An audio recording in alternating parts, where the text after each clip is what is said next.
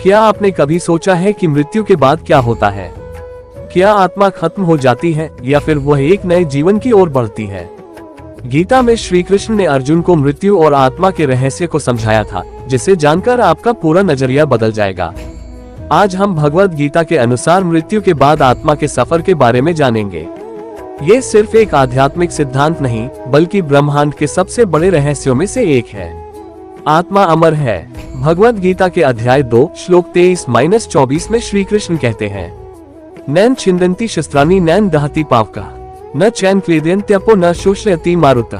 अर्थ, आत्मा को न कोई हथियार काट सकता है, न आग जला सकती है, न पानी गीला कर सकता है और न ही हवा सुखा सकती है।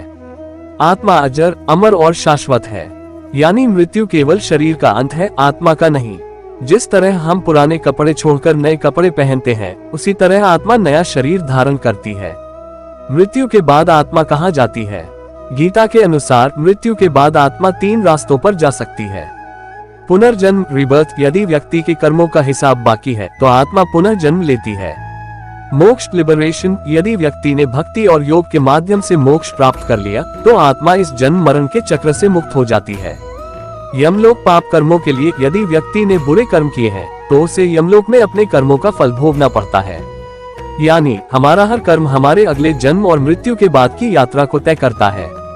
भाग 3, मृत्यु के बाद आत्मा को कौन मार्ग दिखाता है? श्रीमद् भागवत पुराण और गीता के अनुसार मृत्यु के बाद यमराज के दूत और देवदूत आत्मा को उसके कर्मों के आधार पर अलग अलग लोकों में ले जाते हैं। जो पुण्य आत्माएं होती हैं, वे स्वर्ग या मोक्ष की ओर जाती हैं।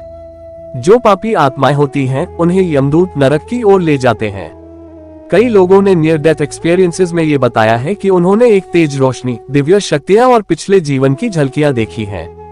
क्या मृत्यु के बाद आत्मा अपने परिवार को देख सकती है? गीता और गरुड़ पुराण के अनुसार आत्मा मृत्यु के बाद कुछ समय तक अपने परिजनों के आसपास रह सकती है।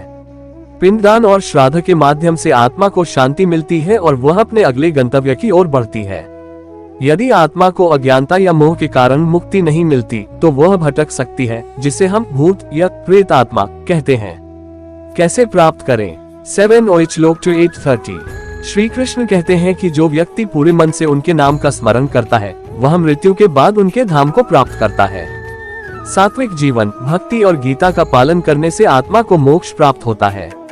गीता के अनुसार हमें मृत्यु से डरने की जरूरत नहीं, बल्कि अपने कर्मों को सुधारने की जरूरत है। तो क्या अब आप समझ गए कि मृत्यु अंत नहीं, बल्कि एक नई शुरुआत है? हमारे कर्म ही तय करते हैं कि मृत्यु के बाद आत्मा कहाँ जाएगी। अगर आपको यह वीडियो पसंद आया तो लाइक करें, शेयर करें और अपने विचार कमेंट में बताएं। चैनल को सब्सक्राइब करना न भूलें। अगली बार हम और भी गहरे रहस्यों का पर्दाफाश करेंगे।